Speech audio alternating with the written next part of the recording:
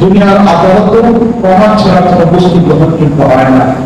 মালিকের ভালোবাসা সেই প্রমাণ যদি কেউ দিতে না পারে তাহলেও সেটা কখনো গ্রহণযোগ্য হতে পারে না। এই জন্য আরবিতে প্রবাদ ব্যক্ত রয়েছে, ইন্নাল মুহিব্বা লিমান ইউহিব্বু মুতিয়্যাহু, যে যাকে ভালোবাসে সে তার অনুসরণ, যে যাকে ভালোবাসে সে তার অনুসরণ। ভালোবাসার তাকাদা, ভালোবাসার চাহিদা হলো অনুসরণ। আমি যদি সত্যি রাসূলকে ভালোবেসে থাকি, আমি যদি সত্যি আল্লাহ রাব্বুল আলামিনকে ভালোবেসে থাকি, তাহলে নিঃসন্দেহে আমার জীবনের প্রতিটা পদে পদে আল্লাহ রাব্বুল আলামিনের সেই ভালোবাসার নিদর্শন প্রকাশ পাবে। আমার জীবন ব্যক্তির সাথে যা সম্পর্ক, আমার পরিবারের সাথে যা সম্পর্ক, আমার সমাজের সাথে যা সম্পর্ক, আমার রাষ্ট্রের সাথে যা সম্পর্ক, সব জায়গাগুলোতেই নবী করিম সাল্লাল্লাহু আলাইহি ওয়াসাল্লামের সুন্নাত এবং আল্লাহ রাব্বুল আলামিনের আদেশকে যদি আমি বাস্তবায়ন করতে পারি, তাহলে বুঝে আসবো যে সত্যিকার অর্থে আমি একজন মুসলমান এবং সত্যিকার অর্থে আমি যে আল্লাহকে ভালোবাসি, নবীকে ভালোবাসি, এটা প্রমাণ পাওয়া। আর যদি এগুলো আমার জীবনে না থাকে, আমি যতই বলি না কেন যে আমি আল্লাহকে ভালোবাসি, নবীকে ভালোবাসি, এটা তখন গ্রহণযোগ্য না। ভালোবাসার অভিপ্রকাশ হবে যখন কোন একটা কাজ করতে, অনেক এমন কাজ আছে যে কাজগুলো আমরা সামাজিকতার দিকে লক্ষ্য করে করে থাকি।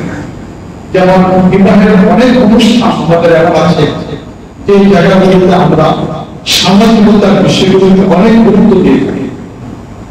এই ক্ষেত্রে আমরা বলেই কথা, যদি সামাজিকতার এই বিষয়গুলোকে লক্ষ্য না করি তাহলে মানুষ কি পরিবার তো এই জায়গাতে এসে মুসলমানের ইমানের পরিচয় বোঝা যায় যে আসলে তার কাছে ইসলাম কতটুকু ইমান। যদি সামাজিকতা তার কাছে ইসলামের উপরে প্রাধান্য পায়, তাহলে বুঝে নিতে হবে যে এখনো পর্যন্ত তার ইমান উন্নত আছে। রাষ্ট্রের উপরে একটা বিষয়ের উপরে যদি দেখা যায় যে এই জায়গাতে এসে রাষ্ট্রের বস্তুটাকে সে গুরুত্ব দিয়েছে, ইসলামের বিষয়কে গুরুত্ব দেওয়া হয়নি, তাহলে এই জায়গাতেও বুঝে নিতে হবে যে ইমান এখনো পর্যন্ত তার উন্নতায় পৌঁছে। ইমান যদি পূর্ণতায় পৌঁছে, তার সবচেয়ে বড় নিদর্শন হবে এটা, সমাজ আমাকে কি বলবে, পরিবার আমাকে কি বলবে, রাষ্ট্র আমাকে কি বলবে, এগুলোর প্রতি তার লক্ষ্য হবে না, বরং তার লক্ষ্য হবে আমার আল্লাহ আমার এই ক্ষেত্রে কি বলতেছে, আমার নবী যে কাজটা কিভাবে করতেন, আমি কি এইভাবে করতেছি কিনা, এটা তখন তার জীবনের মূল লক্ষ্য। এই ইবাদত হলো মালিক আল্লাহ রাব্বুল আলামিনের ভালোবাসার বহিঃপ্রকাশের মাধ্যম। যার হৃদয়ে যত বেশি পরিমাণ মালিকের ভালোবাসা হবে, তত বেশি পরিমাণ সেই ইবাদতের মধ্যে লিপ্ত হবে, তত বেশি পরিমাণ ইবাদত হবে। বিশ্ব প্রেমের বাবা আলেম হুসাইন আহমদ রাহমাতুল্লাহ আলাইহি নামে পরিচিত ছিলেন। তিনি একদিন বাজারে গেলেন, তৎকালীন যুগের মানুষ বাজারে বিক্রমিত, গোলাম হিসেবে বিক্রমিত। আজও পর্যন্ত আমরা যদিও পৃথিবীকে বলতেছি যে পৃথিবী অনেক উন্নয়নের দিকে চলে গিয়েছে, কিন্তু এখনো পর্যন্ত বিশ্বের এমন অনেক জায়গা আছে যেখানে মানুষকে গোলাম হিসেবে বিক্রি করা হয়। ওই তো গত সপ্তাহখানেক আগে সেখানে ইউরোপের কিছু রাষ্ট্রের কথা উল্লেখ করা হলো, যেখানে এখনো পর্যন্ত মানুষকে আফ্রিকার কালো মানুষদেরকে গোলাম হিসেবে বিক্রি করা হয়। এখন চিন্তা করে দেখেন যে গোলামদের যে বিধান ইসলামের, এই বিধানটা এসেছে যুদ্ধে পরাজিত সৈনিক যারা হবে, পরাজিত বিপক্ষের মানুষ যারা হবে, তাদের ক্ষেত্রে ইসলাম গোলামের বিধানকে রেখে দিয়েছে। এবং এটা পূর্ব থেকে চলমান একটা পদ্ধতি ছিল, যার দ্বারা ইসলাম সেটাকে আর বর্ণিত করে নেই, তখন পূর্বের সেই চলমান পদ্ধতিকেও ইসলাম তার বিশ্বের মধ্যে রেখে দিয়েছে। এবং ইসলাম গোলামের বিধানকে রেখে দেওয়ার পিছনে সেখানে অনেকগুলো যুক্তি আছে, যে যুক্তির কারণে ইসলাম এই বিধানগুলোকে রেখে দিয়েছে। তাহলে ইসলামের ভিতরে গোলামের যে বিষয় আছে, হুসাইন আহমদ রাহমাতুল্লাহ আলাইহির সময় যে গল্প আমরা আপনাদেরকে শোনাচ্ছি, 500 হিজরি সনের মানুষ, প্রায় বলতে গেলে 1000 খ্রিস্টাব্দে। উনি ওই সময়ের মানুষ যখন বাজারে মানুষদেরকে গোলাম হিসেবে বিক্রি করা হতো, তিনি কোন এক কাজে বাইরে যাচ্ছেন, শহরের বাইরে যাচ্ছেন, যাওয়ার পথে দেখলেন যে একজন মানুষ কিছু ব্যক্তিকে গোলাম হিসেবে বিক্রি করতেছে, তিনি এটা দেখে চলে গেলেন। কাজ শেষ করে বিকালবেলা যখন তিনি আসতেছেন, ফিরে আসতেছেন, এমন অবস্থায় তিনি সেই মালিকের কাছে যাওয়ার পরে জানতে পারলেন সব গোলাম বিক্রি হয়ে গেছে, একজন মহিলা শুধু বাকি আছে, কালো নিপুণ কালো কুচকুচে কালো এমন একটা মহিলা তিনি এখানে আছেন, তাকে কেউ কিনে নেন। সে মুসলমান কিন্তু গোলাম। হুসাইন আহমদ তার সাথে কথা বললেন, তখন সেই গোলামের মালিক বলে এই কথা যে এই মহিলা অত্যন্ত ভালো, সে সব ধরনের কাজ করে, তবে এই মহিলার মধ্যে দুইটা জিনিস রয়েছে। একটা জিনিস, সারাদিন সে একটা বিরল ব্যথায় বলতে থাকে, কারোর সাথে কোনো কথা বলে।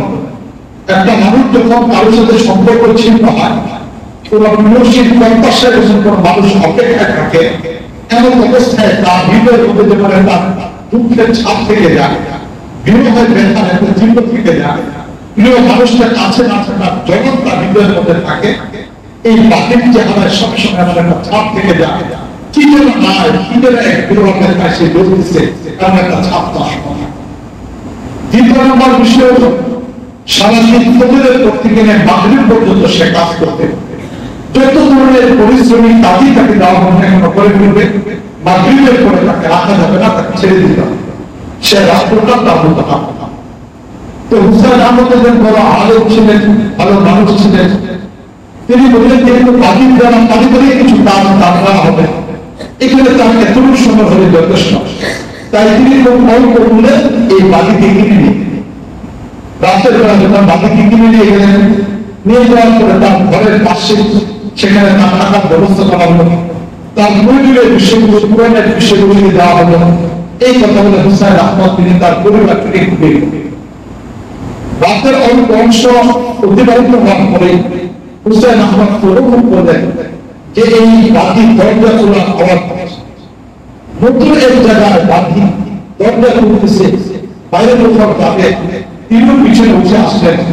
আসার পর লক্ষ্য করে দেখলেন বাকি সে লক্ষ্য করার জন্য গিয়েছে, নিজের প্রাকৃতিক প্রয়োজন পূরণ করার জন্য গিয়েছে। প্রাকৃতিক প্রয়োজন পূরণ করার পরে এরপরে সে এসে নামাজের মধ্যে দাঁড়াচ্ছে। দীর্ঘ সময় পর্যন্ত কখনো নামাজে রুকুতে দাঁড়ানো, কখনো সেজদা, কখনো গাড়িতে কোরআন কারিমের তেলাওয়াত, এইভাবে হাতের প্রত্যেক অংশ অনুসরণ করে। হুসাইন আহমদ পিছনে দাঁড়িয়ে দাঁড়িয়ে তার এই দৃশ্য দেখতেছে যে এই মালিক আল্লাহ রাব্বুল আলামিনের ইবাদতের মধ্যে লিপ্ত।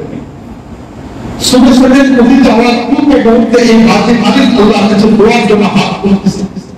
যখন হাত তুলতেছে এমন অবস্থায় হাত তুলে এই মালিক আল্লাহর কাছে দোয়া করতেছে, যেখানে স্বাভাবিক গতিতে দোয়া করতে হলে এই হে আল্লাহ আমরা তোমাকে ভালোবাসি, আল্লাহ তুমি আমাদের প্রয়োজন পূরণ করে দাও, এটি একজন মানুষের পক্ষে বলাটা স্বাভাবিক। কিন্তু লক্ষ্য করে হুসাইন আহমদ দেখলেন এই মহিলা এই পদ্ধতিতে আল্লাহর কাছে দোয়া না করে বরং তার উল্টোটা এই কথা বলতেছে, হে আল্লাহ তুমি তো আমাকে ভালোবাসো, এর উসিলাতে আমি তোমাকে বলতেছি, কোন ভালোবাসার শপথ দিয়ে তোমাকে বলতেছি, তুমি আমার জীবনের গুনাহ মাফ করে দাও, আমাকে তোমার জান্নাতের জায়গা দিয়ে দাও, তোমার পাশাপাশি থাকার ব্যবস্থা করে দাও। সে বারণ করা আল্লাহর ভালোবাসার কথা। আমরা কতটুকু আল্লাহকে ভালোবাসি জানি না, তবে আমরা এই কথা বলবো যে হ্যাঁ আমরা আল্লাহকে ভালোবাসি, কিন্তু আল্লাহ রাব্বুল আলামিন আমাদেরকে ভালোবাসেন কিনা এটা তো আমরা বলতে পারি না। কিন্তু এই মহিলা উদ্ধৃতি দিচ্ছে আল্লাহর ভালোবাসার কথা, উদ্ধৃতি দিচ্ছে। যখন বারণ করা দোয়ার মাধ্যমে শব্দটা একজন মহিলা বলতেছে, হুসাইন আহমদ নিজেকে নিয়ন্ত্রণ করতে না পেরে সে পিছন থেকে ডাকতে দিল এই কথা, বাকি তুমি আল্লাহকে তার ভালোবাসার উদ্ধৃতি দিয়ে কথা বলতেছো, এটা কি করে পারো? বরং তুমি এইভাবে আল্লাহর কাছে দোয়া করো যে আল্লাহ আমি তো তোমাকে ভালোবাসি, এই কথা তুমি বলো, আল্লাহ তোমাকে ভালোবাসেন, এই কথা তুমি না বলো। হুসাইন আহমদ যখন এই আওয়াজ করুন পিছন থেকে এই মহিলা এই বিষয়টা শোনার পর উঠে দাঁড়ালো, দাঁড়িয়ে বলে হুসাইন আহমদ তুমি এখানে? বলে হ্যাঁ আমি দীর্ঘক্ষণ যাবো দাঁড়িয়ে তোমার একাদশের দৃশ্য দৃশ্য। তখন এই মহিলা বলতে কথা যে হুসাইন আহমদ তোমার বিরুদ্ধে বিশ্বাস হয় যে আমার আল্লাহ আমাকে ভালোবাসে? হুসাইন আহমদ বললে কি করে তোমার আসছে যে তোমাকে তোমার আল্লাহ ভালোবাসে? তখন এই মহিলা বলবে দেখো তুমি আল্লাহর বান্দা, আমি আল্লাহর বান্দি। এই যে মালিক আল্লাহ রাব্বুল আলামিনের ইবাদতের মধ্যে লিপ্ত থাকা, মালিককে তাকিয়ে তার ইবাদতের মধ্যে লিপ্ত